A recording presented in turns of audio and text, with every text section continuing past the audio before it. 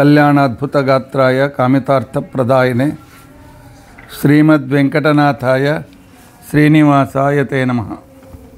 नारायणाय परिपूर्णगुणार्णवाय विश्वोदयस्थितिलयोन्नियतिप्रदाय ज्ञानप्रदाय विबुधासुरसौख्यदुःख सत्कारणाय वितताय नमो नमस्ते।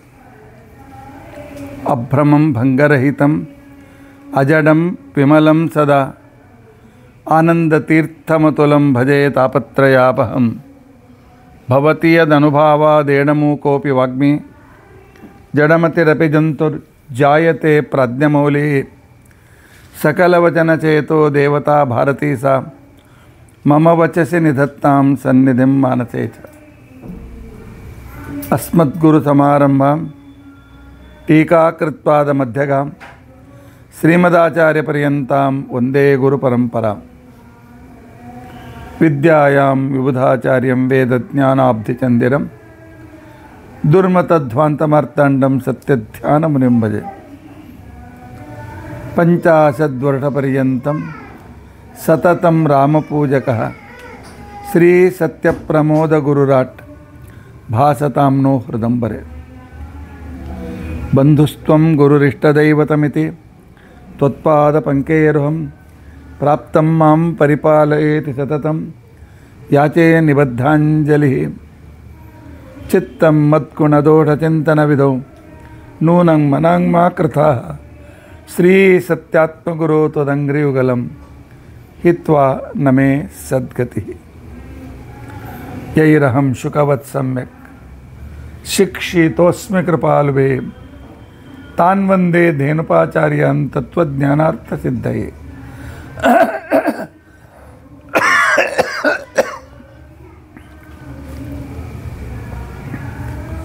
श्री गुरुभ्यो नमः। हरिः ओम हरिः ओम हरिः ओम। स्वस्तिस्तु असेडसन्मङ्गलानि सन्तु। श्लोकैकश्रवणपठनमात्रेण वक्तुश्च श्रोतॄणां निखिलकलिकृतकल्मषापनोदनपटुतरे धर्माद्यखिलपुरुषार्थसाधने भूते अद्य भविष्योत्तरपुराणान्तर्गत वेङ्कटेशमहात्म्यकथा प्रारम्भे सति किञ्चित् पूर्वकथानुवादः। हरिः ओम हरिः ओम हरिः ओम। हरे राम राम राम हरे हरे, हरे कृष्णा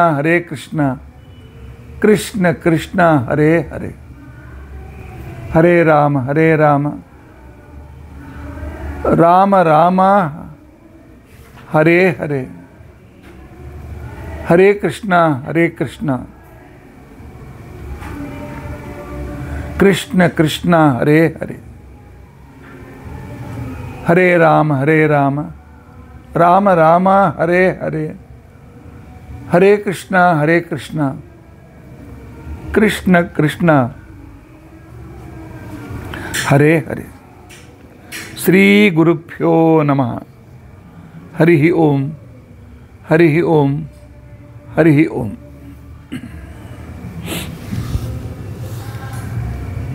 कालच्या दिवशी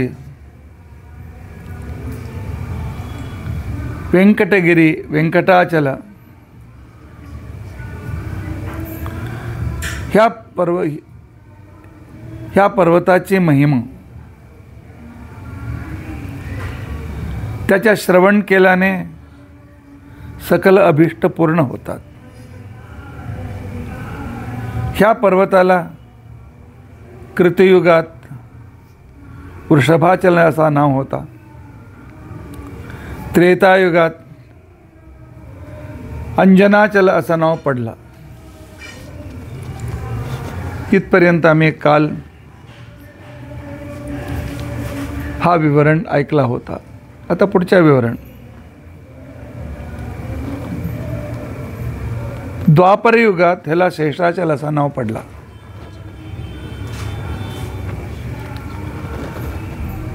एका दिवशी असा संदर्भ आला.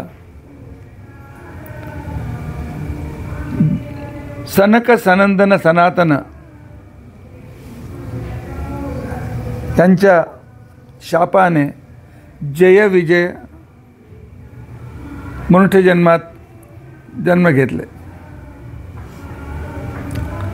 द्वारपालकाच्या जागी भगवान विष्णूने शेषदेवाला त्याच्या हातात सोन्याचा दंड देऊन दारावर उभा केला आणि सांगितलं, जो योग्य नाही त्यांना आत पाठवू नकोस. पण काय होतो, काही लोकांना अधिकार भेटल्यानंतर आपणच फार मोठा असा समजू शकतात. तसे शेषदेव अत्यंत महाज्ञानी. आज आम्ही जे काय प्रवचन देतो आहे, शेषदेवाच्या अनुग्रहाशिवाय आम्ही प्रवचन देऊ शकत नाही. शेषो व्याख्यान गोचर हा शास्त्रात त्यांच्या प्रमुख वर्णन आहे. वेदशास्त्र समजून त्याच्या प्रवचन करण्यासाठी शेषदेवाचा अनुग्रह अत्यंत आवश्यक आहे. तरीसुद्धा भगवंताची माया, त्या मायेने शेषदेव थोडा अज्ञानाने ग्रस्त झाले. त्याच वेळी भगवंताला भेटण्यासाठी वायुदेव आले. ब्रह्म वायू हे दोघे भगवान विष्णूचे संतान. हे साक्षात वासुदेव ने नारायणाचे पुत्र. वायुदेवावरती विष्णूचा अपाम प्रेम. षट्प्रश्न उपनिषदामध्ये सांगितलेलं आहे की यत्र वायुः तत्र विष्णुः. भगवंत आमच्या शरीरात येऊन बसतात, प्रेरणा करतात, बिंबरूपाने असतात, पण वायुदेवाच्या जोडी येतात. वायुदेवाला की भगवंत येतात. वायुदेवातून निघाले, देवसुद्धा निघतात. इतकी मोठी जागा, मोठी महिमा वायुदेवाची आहे.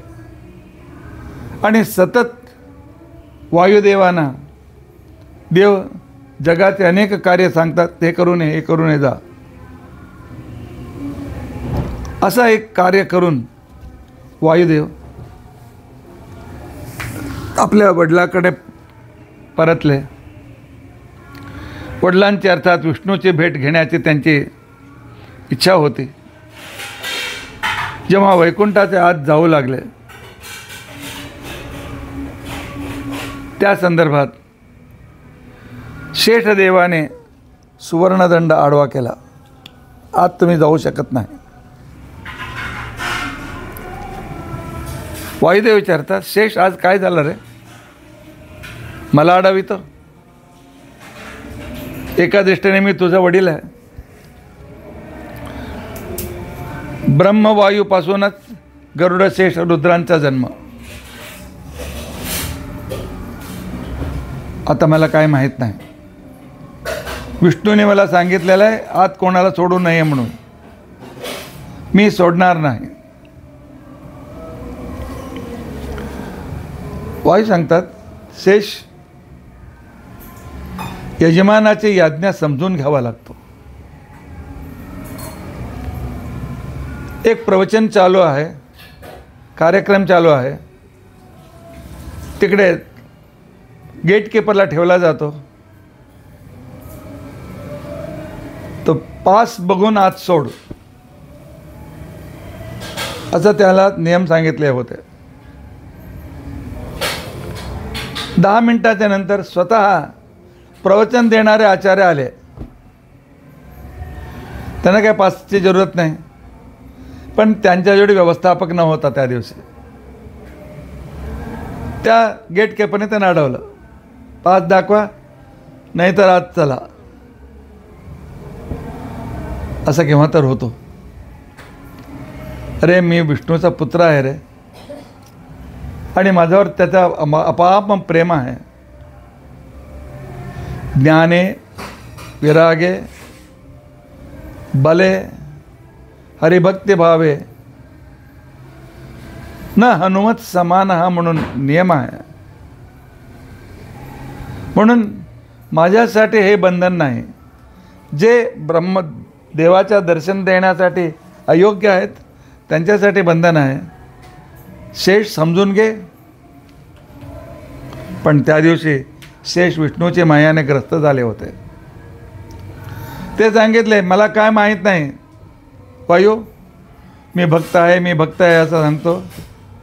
माझा एवढा भक्त तू कसला? तुझ्याहून मी श्रेष्ठ भक्त आहे. म्हणून देवाने मला काय केलं? शय्यागृहात मला ठेवले. तुझ्यावर जास्त प्रेम नाही, जा तिकडे ते काम करून ये, तिकडे ते अवतार घे, दैत्यांना मारून ये. तुला बाहेरच पाठवतात, मला बघ घरी ठेवले. वायुदेव हसत सांगतात बिडालोंतस्थितो वापी बहिस्तेभ समो नाही. घरी तुला ठेवतो म्हणून तुझ्यावर जास्त प्रेम, मला बाहेर पाठवतात म्हणून माझ्यावर प्रेम नाही. हे गणित योग्य नाही. मांजर घरात फिरत असतो पण हाती घराचा बाहेर बांधलेला असतो. कोण श्रेष्ठ?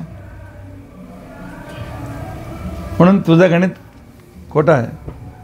चल बाजू चल, मला आज जायचं आहे. आता तुझं नाटक जास्त झालं. शेठ सांगतात मी सोडणार नाही. जोरजोराने ओरडू लागला. त्यावेळी भगवंत विष्णू बाहेर आले. काय तुम्ही दोघे झगडत आहात? काय प्रॉब्लेम आहे? काय कशाला झगडत आहात? शेठ सांगतात तुम्ही मला सांगितलं होतं कोणाला सोडू नये म्हणून.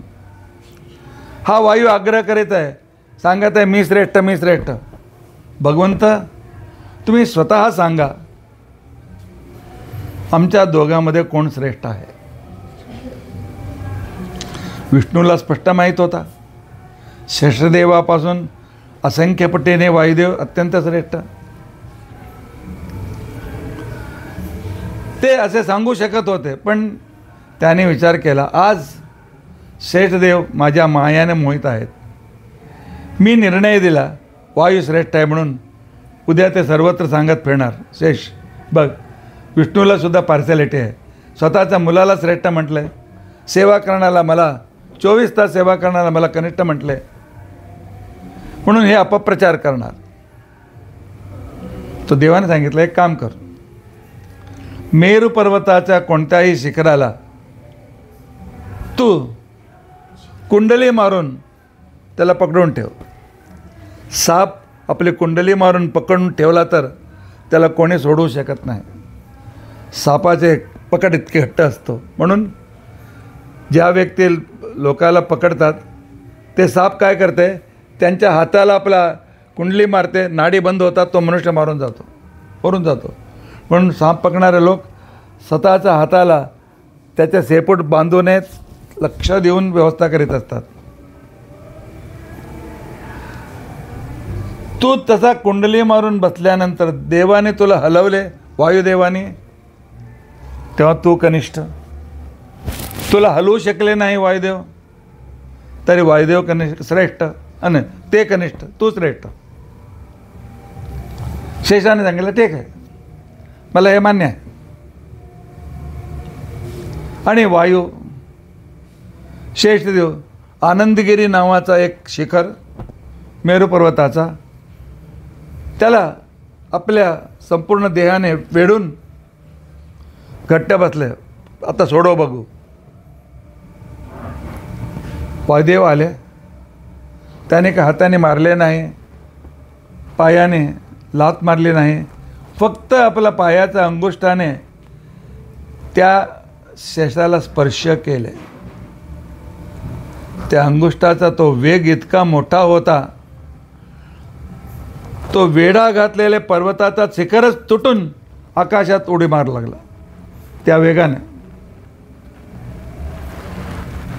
तो केव्हा मेरू पर्वताच्या अभिमानी देवता बघतो, हा पुढे जाऊन हा पर्वत खाली पडणार आणि तो तुटून जाणार. पती पत्नींच्या झगड्यात मुलगा बेहाल झाला म्हणून लोकोक्ती आहे. त्याने वायुदेवांना सांगितलं, तुमच्या दोघांच्या कलहाच्या माझा मुलगा, शिखर म्हणजे माझा मुलगाच, तो खाली पडून मरून जातो, त्याला एक विशिष्ट जागेत तुम्ही सुरक्षित ठेवा. वासुदेवाने त्याची प्रार्थना, वायुदेवाने त्याची प्रार्थना ऐकली आणि आपल्या महिमेने मेरू पर्वताहून हजारो योजनांच्या दूर जो अंजनाचल होता त्याच्यावरती तो शिखर ठेवला गेला. तुम्ही केव्हा तर तिरुपतीचे पर्वत चढून बघा. चढत असताना जेव्हा 6वा पर्वताचा तुम्ही ओलांडाल त्यावेळी कालमरी नावाचा एक जागा येते. थोडा चालून जाऊन तिकडून चढायचा. तिथपर्यंत खालून तिथपर्यंत पर्वताचा कलर थोडा काळसर आहे. आता थोडा पिंक असा दिसत आहे. पिंक नाही, ब्राउनिश दिसत आहे. कालमरीपासून पुरा पिवळा. एका पर्वताचा एक भाग अत्यंत पुरा पिवळा. असं कसं होऊ शकतो? तो पिवळा म्हणजे सुवर्ण पर्वत, मेरू पर्वताचाच तो भाग आहे. तिकडे तो पर्वत वायुदेवाने उतारवले. तिथपर्यंत शेषाचा अहंकार चूर चूर झाला होता. तो विषण्ण होऊन वायुदेवाकडे आला. चूक झाली वायुदेव, मी हरलो, आपण जिंकले, पण मला मनात हा दुःख राहणार आहे. तेव्हा वायू सांगतात, शेषदेव घाबरू नकोस, तुझ्या ह्या पर्वतावर आजपासून हा पर्वत शेषाचल म्हणून प्रसिद्ध होणार. कलियुगात द्वापरयुग संधीच्या काळात स्वतः विष्णू इथे येऊन वास करणार. त्यावेळी हा शेषाचल भूवैकुंठ असा म्हणून त्याची महिमा होणार. अनेक भक्त रोज दर्शन करण्यासाठी येणार आहेत. काही खंत मानू नको, देवाच्या सान्निध्याने तो अत्यंत पवित्र होशील, असे सांगून वायुदेव निघून गेले. म्हणून त्रेतायुगात ह्या पर्वताचं नाव आहे शेषाचल. द्वापरयुगात शेषाचल, त्रेतायुगात अंजनाचल, वृषभाचल, अंजनाचल आणि शेषाचल. द्वापरयुगात याचं नाव पडला शेषाचल. जनक राजा अत्यंत एकाग्रतेने कथा ऐकत होता. त्याने सांगितलं, अच्छा ठीक आहे, आता कलियुगात त्याला व्यंकटाचलाचं नाव कसं का आला? ती कथा अत्यंत विस्ताराने मला सांगा. सूताचार्य सांगतात, शतानंद सांगतात जनक राजाला, राजा सांगतो, पुढची कथा सांगतो, लक्ष देऊन ऐक. विचारतात, कलियुगात ह्याला व्यंकटाचल नाव असा कसा आला?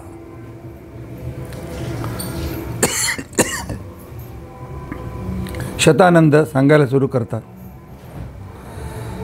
ह्या व्यंकटाचलापासून थोडा दूर एक काळहस्ती नावाचा एक नगर आहे, तीर्थक्षेत्र आहे. तिथे पुरंदर नावाचा एक सोमयाजी श्रौत ब्राह्मण राहायचं. अत्यंत अद्भुत वेदज्ञ, रोज होम हवन करणारा,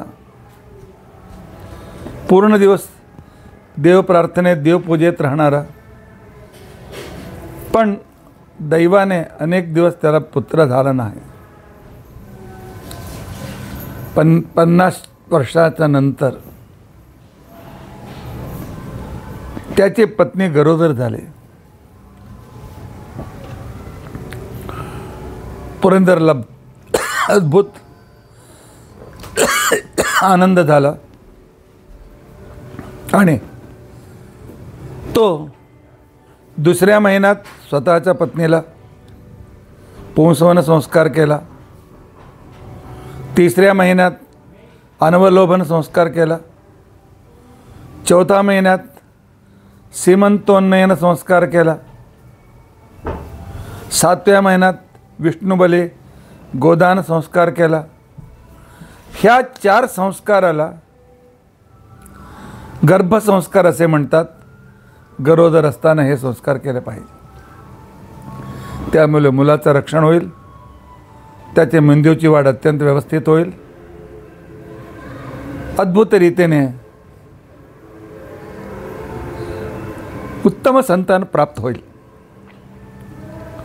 जन्म झाल्यानंतर जातकर्म संस्कार, त्यानंतर 11-12व्या दिवशी नामकरण संस्कार, 2.5 महिन्यानंतर निष्क्रमण सूर्यावलोकन संस्कार, सर्व संस्कार त्या मुलाला दिलं आणि स्वतः त्याला सर्व शास्त्राचा पाठ सांगितला. त्या मुलाचं नाव त्याने माधव असे ठेवला होता. आणि माधव 21 वर्षाचा होता, महाविद्वान झाला होता. त्यावेळी वडिलांनी त्याचं लग्न केला.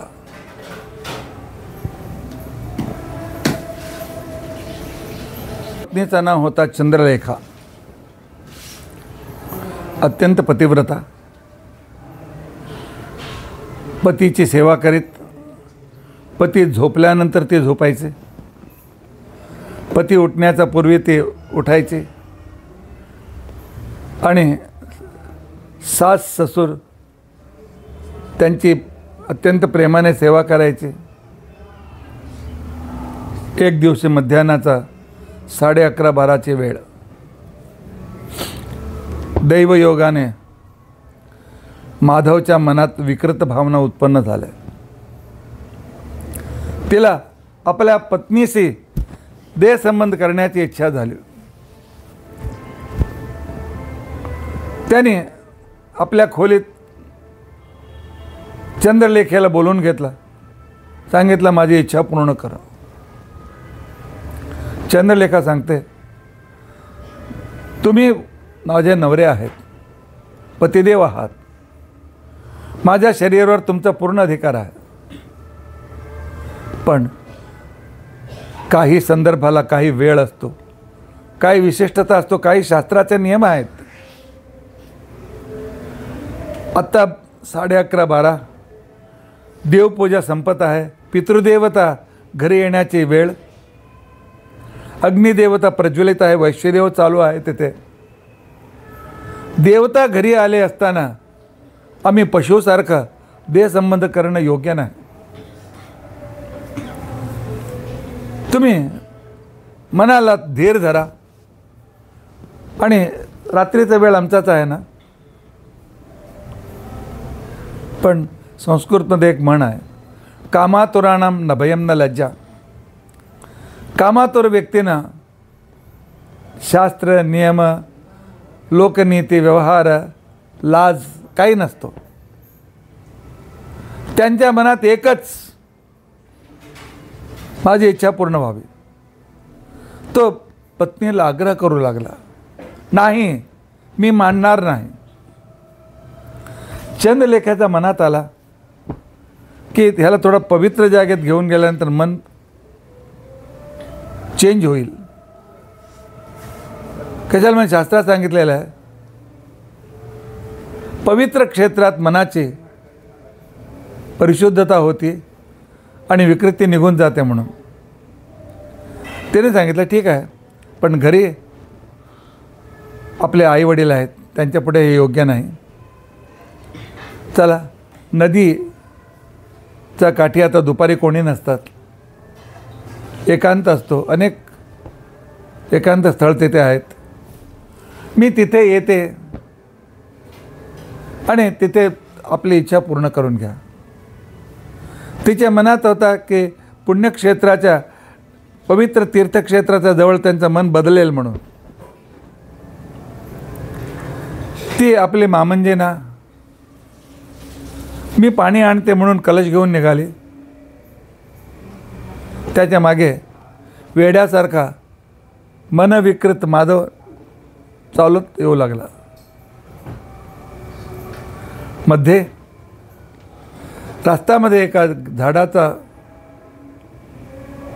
जवळ एक स्त्री उभी होती, अत्यंत सुंदर, अत्यंत अलंकृत.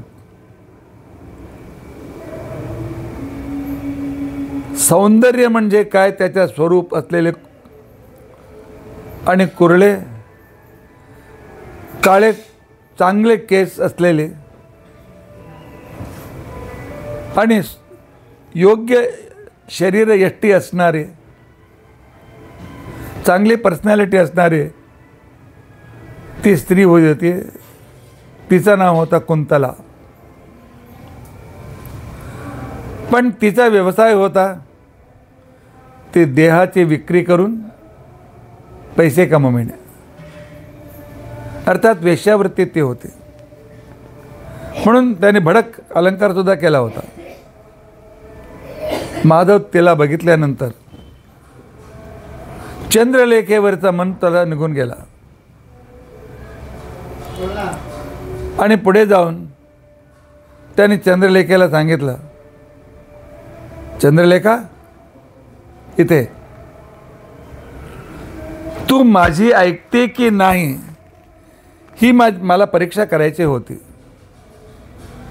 म्हणून मी तुला बोलवला आणि तू माझी ऐकली आणि नदी तीरात या म्हणून तुने सांगितलं. मी तृप्त झालो, माझी बायको पतिव्रता आहे म्हणून. आता एक काम कर, तू घरी जा. मी नदीत जाऊन हे विकृत विचारामुळे आंघोळ करून मी घरी येतो, तू घरी जा. त्या निष्पाप चंद्रलेखेने मनात विचार केला, माझा पतीचा मन बदललेला आहे म्हणून. चंद्रलेखा गेल्यानंतर तेव्हा माधव कुंतलेकडे निघाला. कुंतला बघते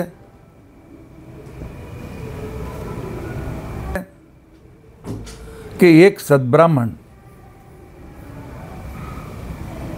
मुद्रा आदीने युक्त तेजस्वी ब्राह्मण माझ्याकडे येत आहे. मी अग्नी, तो पतंग. माझ्या अग्नीत पडून तो अपवित्र होणार. ती मनाने विशिष्ट त्याच्या आईचे व्यवसाय तिचा आला होता, पण मनाने मनुष्यत्व तिच्यामध्ये होता. ती दुरून सांगते, ब्राह्मण देव जवळ येऊ नका, तिथून निघून जा. माझा जवळ येणे इतकं मी पवित्र नाही, अत्यंत मी अपवित्र आहे, येऊ नका. पण कामातुराणाम न भयम न लज्जा. तो आला, सांगतो, तू कोण, तुझं नाव काय, तुझी जाती कोणती, हे सर्व विचारू करायला लागला. कामातुर व्यक्ती असे मुलीचं प्रेमीचं ओळख करून घेतात आणि त्याच्या मोहात मुलीसुद्धा पडतात, तो वेगळा. ती सांगते, माझं नाव कुंतला आहे आणि मी अंत्यजातीत उत्पन्न झालेले आहे आणि तुम्ही ब्राह्मण आहात, माझ्याजवळ येऊ नका. तेव्हा माधव सांगतो, ह्या ब्रह्माला, चतुर्मुख ब्रह्माला 4 डोके असून सुद्धा डोका विहीन आहे. तो त्याच्या डोक्यात बटाटे भरले असले. कशाला म्हणजे तुझ्यासारख्या सुंदर स्त्रीला अंत्यजातीमध्ये उत्पन्न करायचं, त्याला बुद्धी आली नाही, ब्राह्मणामध्ये त्याला उत्पन्न करायचं होता. जाऊ दे. कुंतला की चिखलात उत्पन्न होते म्हणून कमळला कोणी सोडतात का? चिखलात उत्पन्न झालं तर कमळ ग्रहण करतात ना. आणि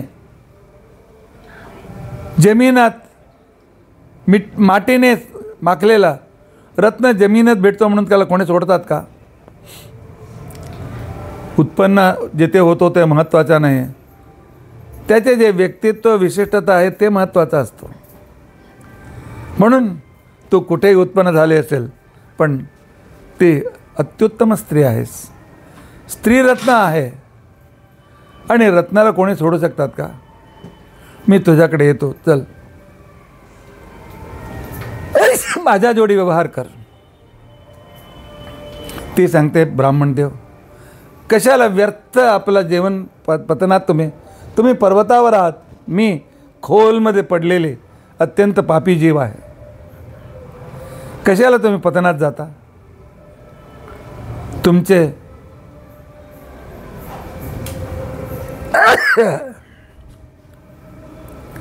तोंड वेदपाठाने पवित्र झालेले आहेत.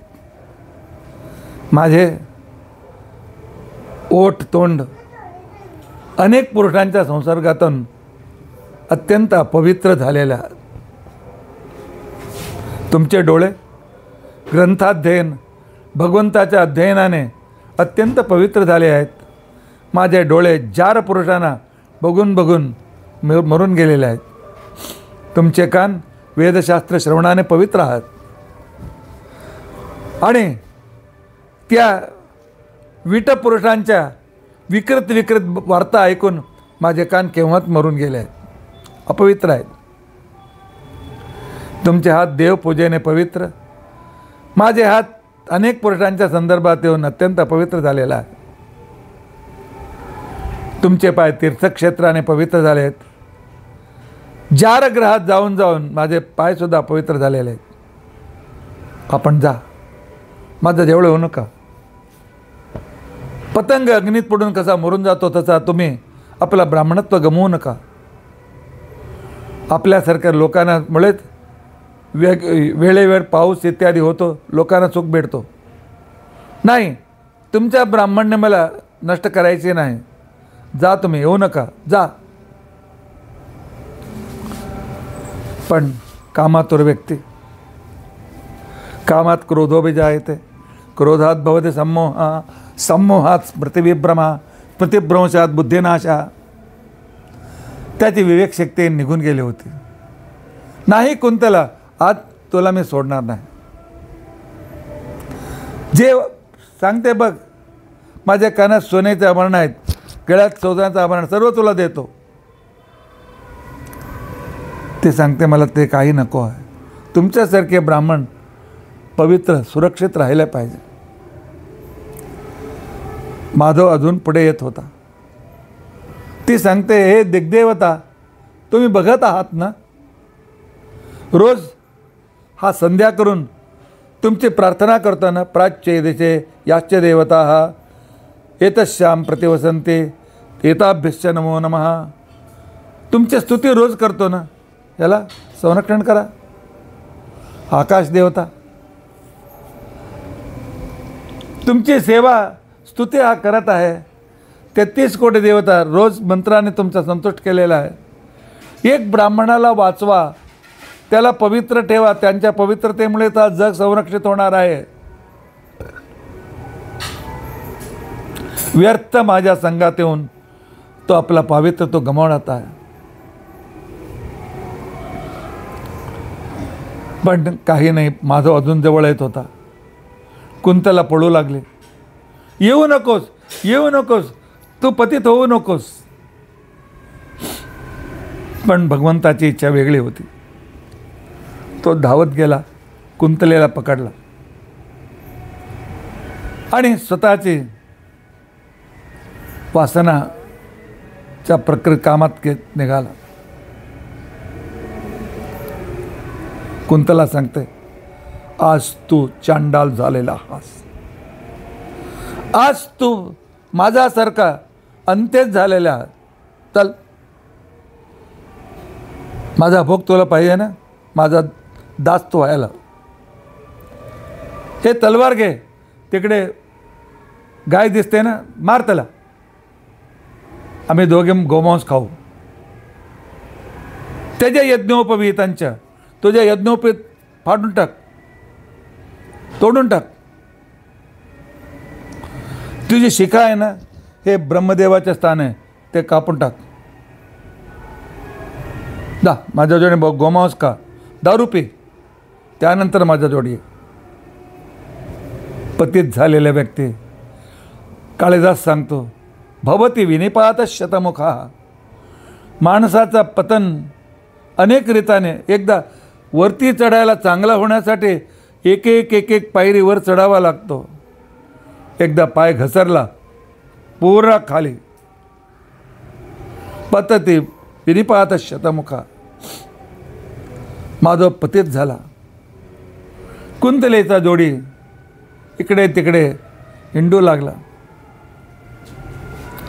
12 वर्ष संपत असत कुंतलेची अंत्य झाला. कुंतला मरून गेले. जेव्हा कुंतलेचा विरह झाला त्यावेळी त्याला पश्चाताप झाला. छे, मी किती पतित झालो. अनेक जन्माने मनुष्य जन्म भेटतो, अनेक जन्माच्या नंतराच्या साधनेने. त्या मनुष्य जन्माचा अनेक जन्माच्या साधनेने ब्राह्मण जन्म भेटतो.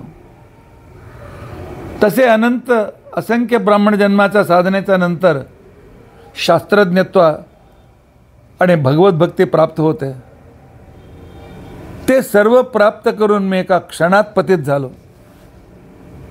आता काय करू, कसे माझे उद्धार होणार. जेवत नव्हता, काय भेटला तर खायचं, नाही तर असंच वेड्यासारखा झाला. एक दिवशी त्याच्या घराच्या समोरून अनेक व्यक्ती आपल्या डोक्याच्या वरती सीधा घेऊन आणि आपण हुंडीला टाकण्यासाठी पैशाची पिशवी डोक्यावरती ठेवून गोविंदा गोविंदा गोविंदा करीत जात होते. एकाला त्याने विचारलं, हे कुठे जात आहेत. हे तिरुपतीला जात आहेत. वर्षभर संग्रह केलेले पैसे त्या हुंडीत टाकण्यासाठी. त्या व्यंकटाचलात असलेल्या व्यंकटेशाच्या दर्शनासाठी हे जात आहेत. तिथे व्यंकटाचलामध्ये वराहस्वामी आहेत, स्वयंपुष्करणी आहे, आकाशगंगा आहे. तिथे जाऊन ते आपले संपूर्ण समर्पण करून येतात. तो सुद्धा त्यांच्या मागे लागला. कशाला, म्हणजे इतके लोक आहेत, कुठे थांबणार, त्यांचं जेवण होणार. त्यांच्या पत्तल त्याच्या पाण्यात तिकडे फेकणार, त्याच्यामध्ये भरपूर खाणं असणार, ते तरी मी खाऊन आपलं उपजीवन करू शकतो. एक श्रीमंत अद्भुत ब्राह्मण श्रीमतांगे योगभ्रष्टोपजायते पतित होऊन उष्टपानात असलेले आहाराने आपला पेट भरू लागला. त्यांची यात्रा पुढे जात जात तिरुपती नगरमध्ये असलेले कपिलतीर्थात तिथे पोचले. सगळे यात्रेकरू कपिलतीर्थात स्नान करून तीर्थविधी आपले वडिलांच्या पिंडप्रदान त्याने केले आणि वडिलांचा प्रार्थना, पितृदेवतांना प्रार्थना केले. आता तो हा चांडाल अन्नाने पिंड देऊ शकत नाही, म्हणून त्यांनी सुद्धा आंघोळ केला मातीने पिंड तयार केलं. ते मृत्तिका पिंडच त्याने आपल्या पितरांच्या नावाने दिलं. त्या पुण्याईने त्याला वाटू लागला, मी सुद्धा हा शेषाचल वरती चढू शकतो.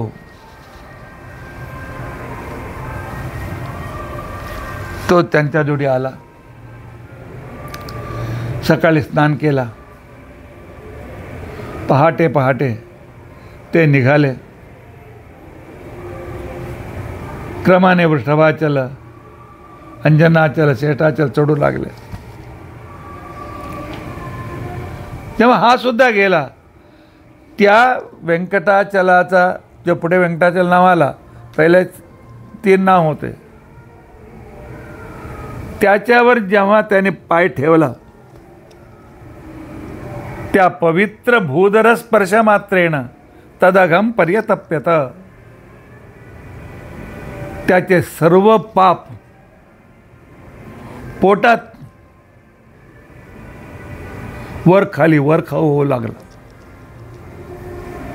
जशा खाण्यात माशी पोटात गेल्यानंतर जे तळमळ होतं माणसाला, तो उलटी होण्याचा जसं संकट होतो तसा संकट त्याला होऊ लागला. त्याच्या तोंडातून उलटी होऊ लागली. ती उलटी इतकी दुर्गंधाने होती, देवलोकपर्यंत ते दुर्गंध पोचला. संपूर्ण पाप बाहेर पडत होता. त्यावेळी देवाने त्याला आग लावले, दुर्गंधाने दुसऱ्यांना त्रास होऊ नये म्हणून. जेव्हा संपूर्ण ते पापाचा अंश बाहेर पडला उलटीचा रूपाने, तेव्हा ब्रह्मदेव तिकडे प्रकट झाले. माधव, आता तू पवित्र झालास. तुझ्याकडून 12 वर्ष जे पाप झाले होते, ह्या पर्वताच्या स्पर्शाने ते संपूर्ण पाप निघून गेले. तुझे पाप दूर केल्याने आजपासून ह्या पर्वताचं नाव व्यंकटाचल असं होणार आहे. वेम म्हणजे पाप, कटते म्हणजे दूर करतो, कट करतो. इंग्लिशमधचा कट शब्द आहे, हा संस्कृतचा कट धातून आलेला आहे. वेम पापम कटते यस्मात व्यंकटेश इति स्मृतः. पाप दूर करण्याचा पर्वत म्हणून ह्या पर्वताला व्यंकटाचल असं नाव आला. ब्रह्मदेव सांगतात, अनेक काळानंतर तो इथे पांडवांच्या दौहित्र वंशात आकाशराज नावाने तू इथे जन्म घेशील. त्यावेळी अग्निपुत्री वेदवती महालक्ष्मी सीतेचा विशिष्ट सन्निधानाने नियुक्त होऊन आकाशराजाची मुलगी होते. त्यावेळी साक्षात विष्णू वैकुंठातून इथे राहायला येणार आहे. तुझी मुलीला त्या व्यंकटेशाला देऊन तू आपल्या संपूर्ण पापाने मुक्त होशील. आकाशराजाच्या रूपाने स्वतः देव तुझे दामाद होणार आहेत. आणि आठवणीत ठेव, ह्या सर्व मिळाला ह्या पर्वताच्या स्पर्शाने. त्याच्या दर्शन स्नानाने अजून किती पुण्य भेटतो तो सर्व विचार केला पाहिजे. जनक राजा, म्हणून कलियुगात ह्या पर्वताचं नाव व्यंकटाचल असे ह्या पर्वताचं नाव पडलेलं आहे.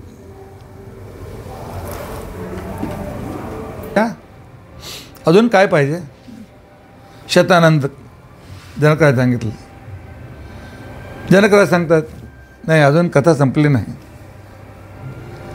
वायुदेवाने श्रेष्ठदेवाला सांगितलं होता, तू खंत करू नकोस. स्वतः विष्णू वैकुंठातून येऊन तुझ्या पर्वतात राहणार आहेत. त्यांच्या संगतीत तू अत्यंत आनंद प्राप्त करशील. म्हणून मरुत्प्राहाहि राजानम भगवान आगमिष्यते.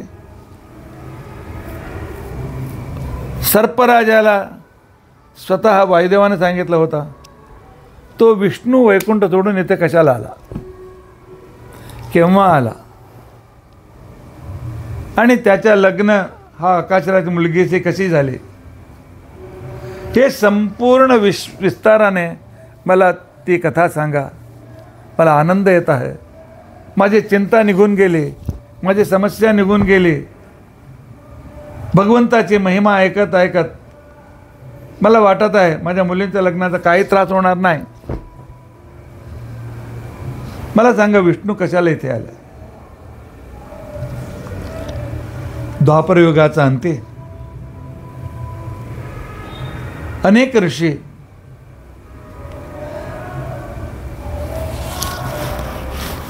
शौनक, भरद्वाज, भृगु, वसिष्ठ, विश्वामित्र, पुलह, क्रतु इत्यादी अनेक महर्षी, ऋषी महर्षींनी विचार केला. आता कलियुगाचा रूपाने अत्यंत विकराळ काळ येत आहे. कलिप्रवेशाने सगळ्यांचे ज्ञान अस्तापावतो, सगळे विरुद्ध विचार करू लागतात, धर्माच्या जागेत धर्मग्लानी होते. त्यावेळच्या लोकांच्यासाठी काही मार्गदर्शन आम्ही करावं म्हणून ते तिकडे एकत्र झाले होते. सत्रयागासाठी रोज प्रवचन व्हायचं. व्यासपीठावर विराजमान होते सूताचार्य, वेदव्यासाचे रोमांच्यापासून उत्पन्न झालेला एक व्यक्ती रोमहर्षण, त्याचा मुलगा सूताचार्य. वेदव्यासाने त्यांना पुराण प्रवर्तनासाठी अनुमती दिली होती, आज्ञा दिली होती. म्हणून सूताचार्य, सकल पुराण सांगणारे सूताचार्य. तुम्ही सत्यनारायण कथासुद्धा विचारा, सूत उवाच म्हणून येतो. अर्थात सगळे पुराण सूत पौराणिकाने जगाला दिलेले आहे. तो सूताचार्य व्यासपीठावर आसीन झाले होते. त्यांच्या पुढे मोठे मोठे ऋषी, शौनकसारखे ऋषीसुद्धा तिकडे एकत्र झाले होते. शौनक हा महान सामान्य व्यक्ती नाही. शौनक हा महाशाला इथे श्रोता म्हणून आला होता, पण त्याचे पाठशाला जो होती, त्याची पाठशालामध्ये 10,000 अध्यापक होते. शिष्य किती असतील बघा. महाशाल म्हणजे 10,000 अध्यापकांचं पोषण करणारा इतका मोठा व्यक्ती आज ऐकण्यासाठी बसलेला आहे. ज्ञान प्राप्ती करण्यासाठी विनय पाहिजे. अहंकाराने ज्ञान प्राप्त होत नाही. शौनक सांगतात, शुकाचार्य, आत्तापर्यंत आपण अनेक तीर्थमहिमा सांगितलं आणि श्रीरंग, रंगनाथ, कावेरी, श्रीमुष्ट आदी अनेक पवित्र तीर्थक्षेत्राचा आपण विवरण केला. आम्हाला व्यंकटाचलाचा विस्ताराने ऐकण्याची इच्छा झालेली आहे. तुम्ही व्यंकट महात्म्य मला सांगा. असं देवतांनी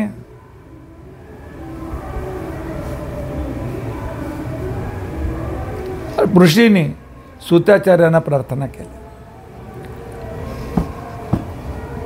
सांगू लागले,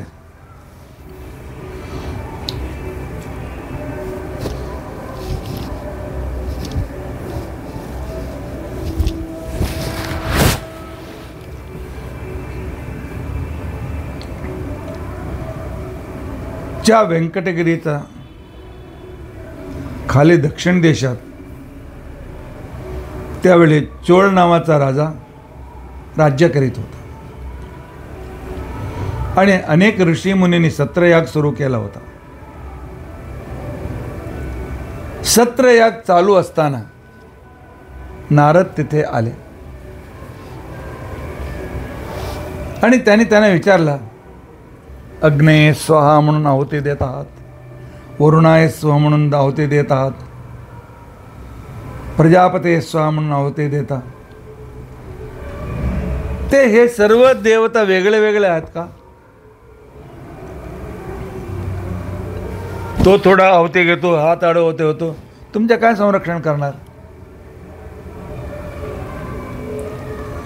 या संपूर्ण यज्ञाचा फल स्वीकारून जगाचा संरक्षण करणारा मुख्य देवता कोण आहे? सर्वोत्तम देवता कोण आहे? ज्याला अग्नी आहुती संपवणार, त्यांना संपवणार नाही, समर्पण करणार. ऋषीमुनींना माहीत होता विष्णू सर्वोत्तम म्हणून. त्यांनी सांगितलं विष्णू सर्वोत्तम आहे. नारद करतात, कसं काय माहीत आहे तुम्हाला? तुम्ही जाऊन बघितला का? 3 देवता प्रसिद्ध आहेत, ब्रह्म विष्णू महेश्वर. त्या तिघांची परीक्षा तुम्ही केली का? तिघामध्ये श्रेष्ठ कोण आहे? प्रत्यक्ष परीक्षा करून येणारे कोण आहेत? ते ऋषीमुनी सुद्धा संभ्रमात पडले. आता काय करायचं? त्यांना माहीत होतं भृगु ऋषींच्या तपस्याने त्यांच्या पायात एक ज्ञानचक्षु होते.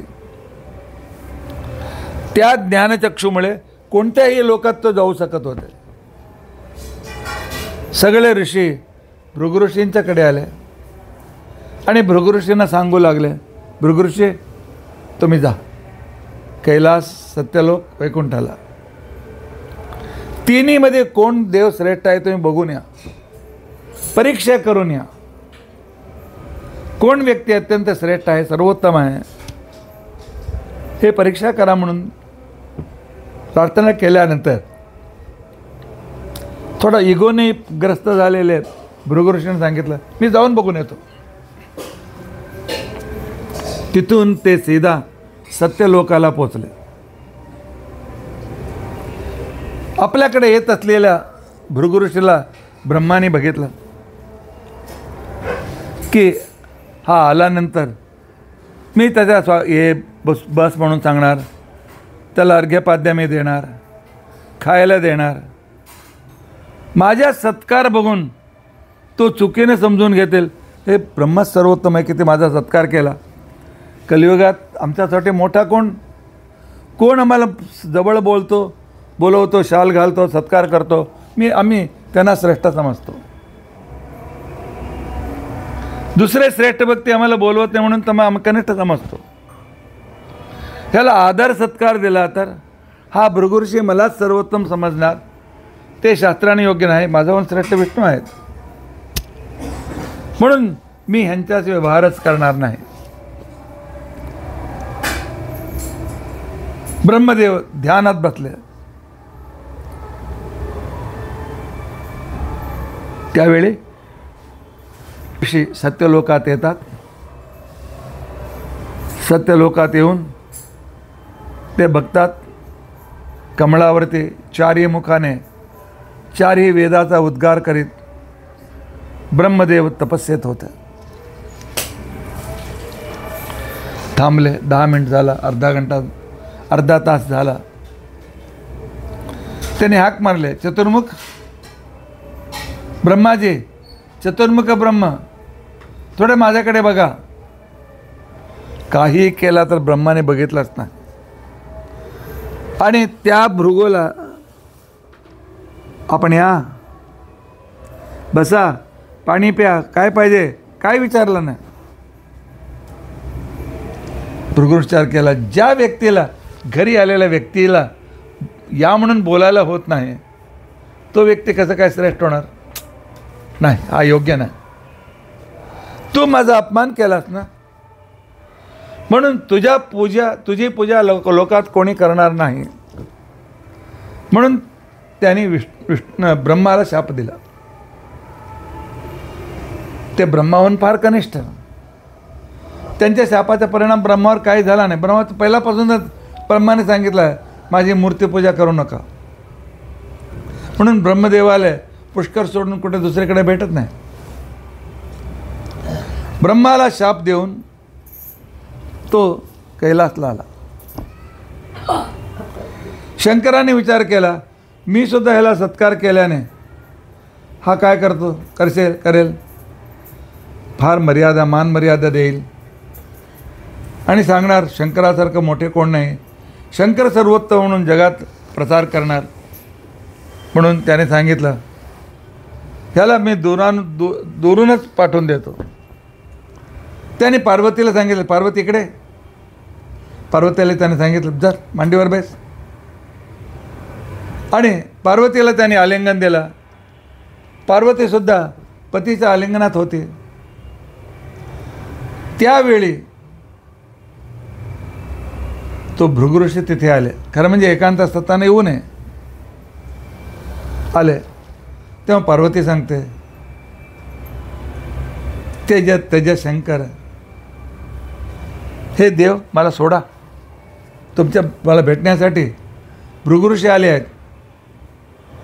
त्यांच्या समोर आम्ही हे आलिंगनात करणं योग्य नाही. पण मुद्दाम केले होते शंकराने. त्याने अजून पार्वतीला घट्ट पकडले. त्याने सांगितले, सेवकाला सांगितले, हे सेवक, त्या ऋषीला जा समजून सांग, मी आता एकांतामध्ये आहे, भेटणार नाही. तो भृगूला अपमान झाला. तो भृगून अजून थांबला. भृगू जात नाही हे बघून शंकराला राग आला. आपला त्रिशूल घेऊन त्याला मारायला निघाले. तेव्हा भृगु ऋषींनी शाप दिला, जगात तुझी पूजा होऊ नये, तुझे संकेत म्हणून लिंगपूजा होणार, तुझी मूर्तीपूजा होणार नाही, असं त्याने शाप दिला. पहिल्यापासून शंकराची पूजा तसंच होते. आणि ते तिथून निघाले, वैकुंठाला आले. नारायणाने सांगितलं त्यांची परीक्षा घेऊ. तो आल्यानंतर लक्ष्मीला सांगितलं, लक्ष्मी मला झोप येते, माझे पाय चोड. झोपण्याचं नाटक केला. लक्ष्मी त्यांच्या पाय चोळत होते. भृगू आले अमुक्त वैकुंठ स्थानात. देवाला बघितलं, प्रार्थना केली. विष्णूचे ते प्रार्थना करू लागले. काही केल्याने विष्णूने भृगु ऋषीकडे बघितलंच नाही. तो भृगु ऋषी मनात विचार करतात, शंकर योग्य नाही, ब्रह्म योग्य नाही, त्यांना मी शाप देऊन आला. हा सुद्धा माझ्याशी वार्ता करत नाही. मी सुद्धा ह्याच्यासुद्धा निराश होऊन पृथ्वी जाऊन मी काय सांगू, कोण देव श्रेष्ठ म्हणून सांगू. ह्या समस्येत करत त्याने आपल्या पायाने विष्णूला लात मारली. उठ, इतका मोठा ज्ञानी तपस्वी घरी आला आहे, अजून झोपतोच तो. खरंच त्याने पाय मारला का? लात मारले. विष्णूला लातला मारलून तो जिवंत राहू शकतो का? नाही. जगात एक म्हण आहे, जेव्हा सभेत कोई फार त्रास देत असतो त्यावेळी आम्ही सांगतो, जा रे, त्याला लात मारून बाहेर काढ. अर्थात साक्षात लात मारायचं असतं नाही, त्याला बाहेर घेऊन जायचं असतं. म्हणून लात मारला म्हणजे तिरस्कार करून त्याच्या छातीवरचा ते श्रीवत्स बघत बघत तिरस्कार करून सांगितलं, तू सुद्धा असंच निघाला, सर्वोत्तम कोण असणार, घरी असलेल्या व्यक्तीला तू बोलू शकतो नाही का, इतकासुद्धा तुला संस्कार नाही का. त्यावेळी जागे होण्याचा नाटक व्यंकटेशाने केला आणि धावत येऊन ऋषींचा हात पकडून सिंहासनावर बसविले आणि अर्घ्यपाद्य सर्व दिलं. जिथे भृगु ऋषीने लात मारली होती ती लक्ष्मीची जागा, श्रीवत्साची जागा.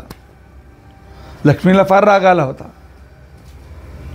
रागाने तोंड करून त्या ऋषीकडे बघत होती आणि त्याच्या वडिला त्याच्या नवऱ्यावर सुद्धा राग आला होता. माझ्या जागेत त्याने लात मारलं, पत्नीचा अपमान झाला हा विष्णू आपला पत्नीचा मान राखत त्या ऋषीला हाकलतात नाही, त्याला बोलवतात, बसवतात. तितक्या देवाने सांगितलं, लक्ष्मी पादप्रक्षणासाठी पाणी आण. लक्ष्मीला अजून जास्त राग आला. कसे बसे पाणी घालत होते.